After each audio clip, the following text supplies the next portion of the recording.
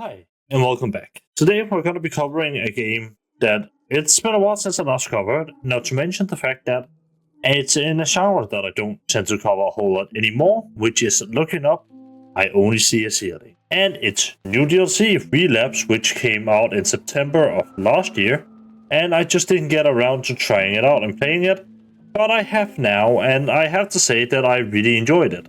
And today we're going to be talking about both of those things. As the game is a visual novel, I have decided not to talk too much about the story other than in very big terms. And other than that, I will not discuss it a whole lot in that sort of sense. I will say that I think the game is completely worth it. In total, with the DLC, you're paying about €3. And otherwise, you're paying about €2 for the main game and $1 for the DLC. I think it's an incredibly good price for what you're getting, and I think it is a visual novel that is well worth experiencing, even if you don't really like visual novels. So with that being said, let's head straight into the video. Last time we talked about this game, we talked about stress.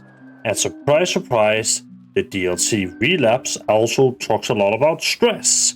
A lot of the major themes within this game is about stress, not whereas in the last main game, when that came out, it was all about preparing for your exam, getting it turned in, and all of that.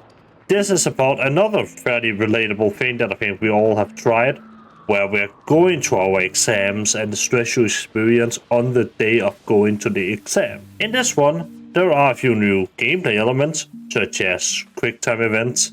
They're not that hard and whatnot, you'll get through them fairly easily, as it is just click on the squares fast enough, or rather within the timer, and there are some hidden objects scattered around the place which you can find, and these objects will then unlock a better ending and so on. So you're preparing for your exam in this game, and throughout that experience all sorts of wackiness happens. And when I say wackiness, I mean you get visited by the demons of stress again. Your main character starts stressed, there's some anxiety kicks in, and you, I think, if we're talking about in general sense, either you're dreaming it or hallucinating it. But in the game, you get into this sort of other dimension where there's a wild kill on the loose, and also there's a lot of scary noise and one like sort of monster thing. They're sort of more like shadow people, but they're like the NPCs that are laughing at you, they're pointing at you, they're talking about how dumb and useless and dumb you are. Because whereas a lot of games tend to sometimes wear their themes on the down low, they don't really bask themselves in it. Looking up, I See Only a Ceiling does definitely bask itself a little bit in its themes, which is not a bad thing, because in this game's case, it's quite good. Now, I wouldn't call it the best written piece of media ever, but I think it is fairly well written for what it is worth. My main issue when it comes to the writing is that sometimes it can come off as being a little cringy, but that is mainly due to some character interactions.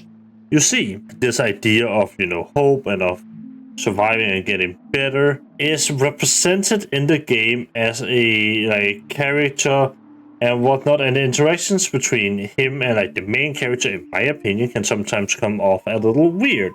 It weren't exactly my favorite moments, that's for sure, within the story. There are other things that I enjoy way more. One of those things being the atmosphere. I think the atmosphere is really fucking cool, in the sense that it puts you, I wouldn't call it super immersively into the game, but due to the way the art style is, it can feel pretty, how do I put it, claustrophobic in a sense to be in some of the areas. You can feel the stress that the main character is supposed to feel.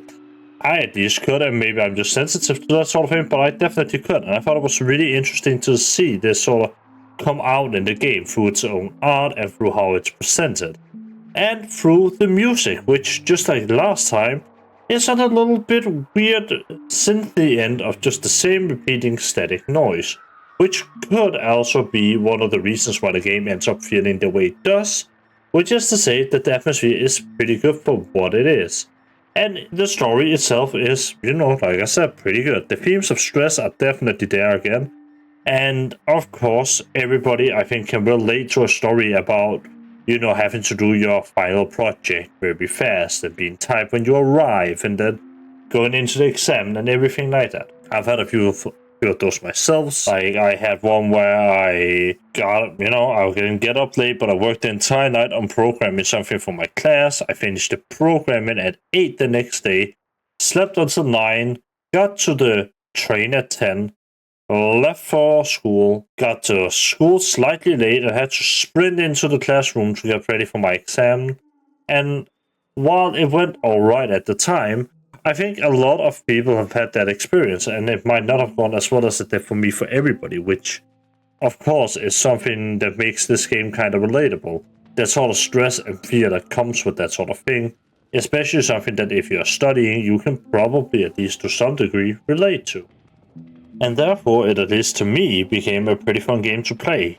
Even if it isn't too long, I think I went through the DLC in about 40 minutes-ish, maybe an hour. And the main game didn't last me much more than 30 minutes either. I will say though, in the DLC there's a lot of endings and there's a lot of reasons to replay them. They even have like a nice branching path of like checkpoints where you can like get all the areas you haven't gotten. Which makes it kinda cool to do, it's kinda funny. And it's kind of a neat way to like go through things you probably haven't seen, or maybe you just want to get all the endings or something. And it's like nice to be able to do that. It really is, and I think it's nice to have the secret ending and have a little bit extra to do, even if that extra bit is just clicking on a extra few areas in the game world. And doing that, gives you the secret ending, and it is also quote-unquote the good ending, the true ending. And it has a little teaser for what might be next, if there's a next installment and all of that. And I think it's all very exciting, and I think it's a kind of a little cool thing. It also shows that the developer has progressed since last time I covered it, and honestly, I think it's incredibly cool to see. The thing is, with this game, obviously, visual novels is not everybody's cup of tea, and that's okay. I will say though, for the price that you're giving for it and for all of that, this game is actually kind of worth it. It's kind of a pretty solid game, even though on its own.